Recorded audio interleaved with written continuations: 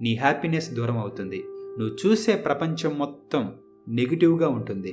ఈ negative minded ఏం చేస్తాడో తెలుసా? ఒక గులాబీ మొక్కను చూస్తాడు, బట్ వాడు పువ్వును చూడకుండా ముళ్ళని మాత్రమే చూస్తాడు. దాంతో వాడు గులాబీని ఎన్నడూ ఆస్వాదించలేడు. ఈ నమ్మకం గురించి జీన్ పాల్ శాస్త్రే ఒక నగ్న సత్యం చెప్పాడు. ప్రజెంట్ మనిషి ఎలా ఉండాలో అలా ఉండడం లేదు. నిజమైన మనిషికి చాలా దూరంగా ఉంటున్నాడు. పువ్వులు పువ్వులే కాబట్టి అవి పువ్వుల్లాగే ఉంటాయి, కానీ అవి చూసే వాళ్ళ కోణాన్ని బట్టి రకరకాలుగా కనిపిస్తాయి. సో ఎలా చూడాలి అనేది నీ నమ్మకం మీద, నీ మీద ఆధారపడి ఉంటుంది.